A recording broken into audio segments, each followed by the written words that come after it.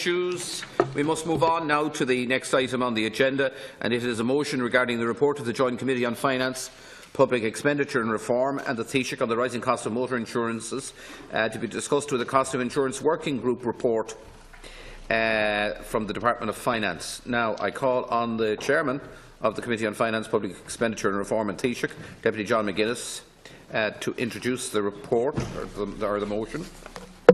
I want to welcome the report, Count Corla, and to thank the committee members who put significant amounts of time into the report itself and into the hearings, the public hearings that we had in the course of our examination of this issue.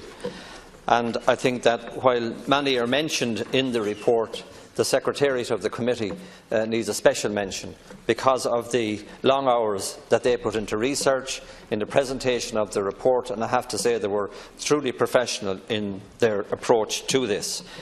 Arising from the 2016 general election and the general knowledge of insurances prior to that, it was felt by the committee members that this was a topic that was hugely important and indeed one that is affecting the economic growth and prosperity of the country. It affects every single citizen, every single business, and we need to do something about the rising costs of premiums relative to motor insurance, and as we found during our hearings, relative to the cost of insurance, be it public liability, employers' liability and so on, for employers. We did go beyond the groups affected by motor insurance, and we asked in the Vintners Association and the Dublin Publicans to give us their perspective on what they see as a huge threat to their business. So while we talk about the motor insurance business here, it is the claims and the process leading to those claims, whether it's motor insurance or other insurances, that are costing us in terms of the huge rise in the insurance premiums. Over a 3-year period, it was found by the CSO that the insurance costs increased by 70%. So speaking to this report, and knowing the content of your report and following our exchanges with you, Minister, over the last while, our efforts in this area will be judged on the outcomes by those that are paying the premiums.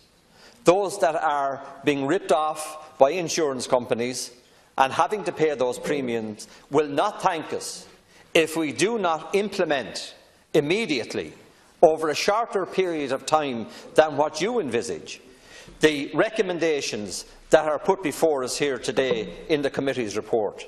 There are 71 recommendations, and we have had a good exchange with you and your department officials, and I want to thank you for that exchange and to thank your officials for the information and so on that fed into the provision of the data and the outcomes in this report here. But it was clear during the course of those hearings that Insurance Ireland were not given or giving the full range of information that they collect. They are making available information to the central bank on the basis of the requests from the central bank on the information required, rather than the full extent of the information that they hold. And I believe that in the course of those hearings, that the one issue that arose was the conflict between every single stakeholder and the lack of information. And it is that lack of information that is causing a narrowing of the market to the few players that we now have in it. Because those that are on the outside of the country looking in to determine if they will or will not participate in the market look for information. And the only information they can get is information through Insurance Ireland. And they pay heavily through an agent for that information. That is what came out in the hearings in relation to that aspect of it.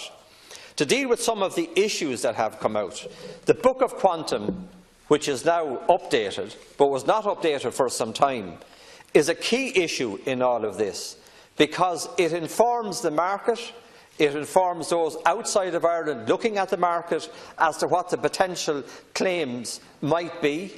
And what we discovered was, for example, the well talked about whiplash, the difference between Ireland and the UK is significant. So, as we said to you this morning, Minister, there is a need to analyse the full extent of the awards made, now by the Appeals Court and indeed by the Others Court feeding into that, so that the Book of Quantum can be an extensive analysis of the awards that are now being paid out, and compare that then to the UK, Northern Ireland and other European Union jurisdictions, so that the judicial system here can be informed of the amounts of money that we're talking about. Because one of the main players in this is the judicial system and the awards process. And while we recognise the division of powers between this House and that system, I think it is only fair that we would say to those judges that they should look at and analyse the information that will be given to them in the context of that Book of Quantum, and I think that that would help them to be roundly informed of the issue. And out of this debate, I hope that they will hear the concern that members have about the threat to the economy by way of the increases that are being experienced through insurance premiums. So the examples we had was the various SME sector telling us that insurances had increased beyond affordability for some businesses. They could not get renewal of their insurance. It was impossible for them. And the extra cost that they have to pay is borne by that business and perhaps putting its sustainability on the line. So it's a threat to businesses. There is the other issue of the older members of society who now can't get cover. It just stops. No regard for their accident-free record, no regard for the fact that the car has been NCT tested and everything is okay. It's just a decision by the insurance company that they're not covering. And if they're pressed on it, they'll give a premium cost that is so excessive that it's not affordable. And that isn't fair to an age group that has worked hard to create the country that we live in. They've made their contribution, and this should not be a hindrance to them. The other cohort of people that wrote to the committee in high numbers were the individuals who were returning home attempting to get work and not being able to renew easily their insurance once they got back here to Ireland. And likewise with those that live in the country who are new to the employment market, young people wanting to get insurance, or people who had a car that was beyond a certain year wanting to get it.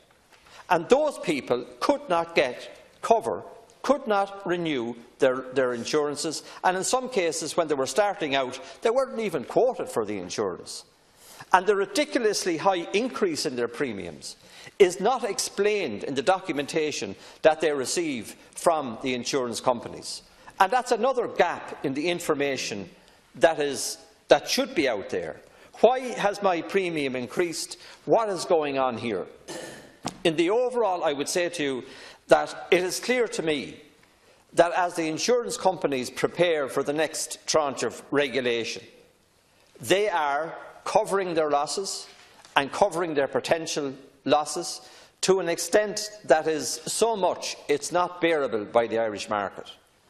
And it was also clear in the report that far from losing money, they were actually making considerable amounts of money over quite a long number of years.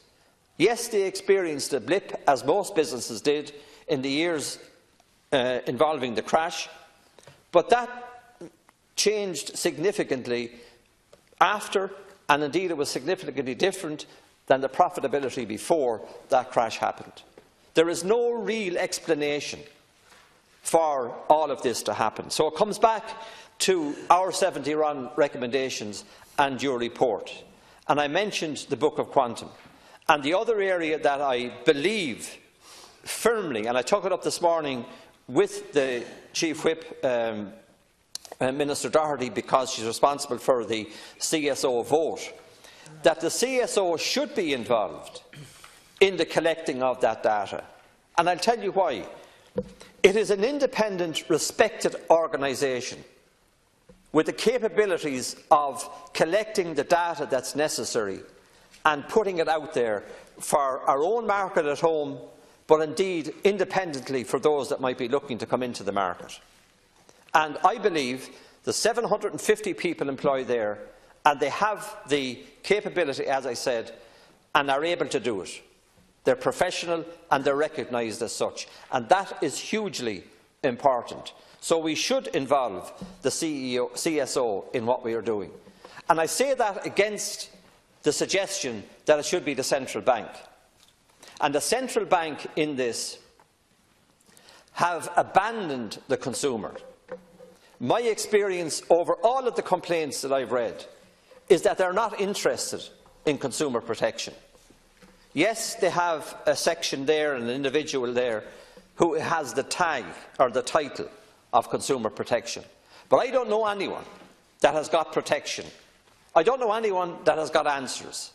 I don't know any insurance company that has been hauled over the coal in relation to their attitude towards individuals in the marketplace. Because for the individual person seeking a premium or a small business, they don't matter to the central bank. They're not significant enough in the big picture plan that they have. But they're significant for me and the members in this House who represent them and who see at first hand every single day big insurance companies taking huge premiums from individuals who can't afford to pay them. Yes, they have to pay for insurance, but not at the price currently being asked. And secondly, I believe that the regulation in relation to the central bank and insurance companies needs to be far more heavy-handed in the context of making them comply. One of the factors that feeds into the increase of premium is the fact that Irish companies are asked to pick up the tab for a failed company, for a failed insurance company. And so many people, Irish people, have been caught by a failed company with a headquarters outside of Ireland. We have to find a method of ensuring that they are regulated. And we have to find a method of ensuring that there is some fund there that can be relied on should it happen that one of those companies go bust in the future. To request businesses to pay for a business that's gone bust seems to be a perverse notion to me. If one of my competitors went bust, I certainly wouldn't be looking to assist or bail them out. So the government needs to form some strategy in relation to how they deal with this. In relation to the PIAB, the Personal Injuries Board has functioned extremely well, but it needs to be modernised. It needs to be expanded in terms of its powers. And I know that you disagree with this, but I still suggest that if certain legal fees were allowed to be paid at that level, and I understand your argument about it, but I believe that action is needed, and if certain fees were paid at that level, it might discourage those that are simply trying to cover their costs and get on and get their affairs sorted out, not to go to a higher court. You'd then have a court that's not clogged up. You'd have a system where more expensive lawyers at that level are not required, and you would have the premiums, or sorry, the costs being sorted out at that level. There are simple measures of implementing legislation which has not been commenced that we need to look at. And finally, I would say to you, Minister, you need to look at the legislation introduced by Minister Shatter in relation to jurisdiction. That simply needs to be reversed, and sending definite signals to the industry that you mean business, and I admire you in the work that you do and in your grasp of that brief, but sending out those positive signals in a shorter period of time would tell the market we mean business, we're not rolling over anymore, and we're acting in the interest of the consumer, and we're going to make sure that the Central Bank, CSO and others get into the Act and ensure that premiums in the future are reduced significantly, because people can't afford them from now. Thank you.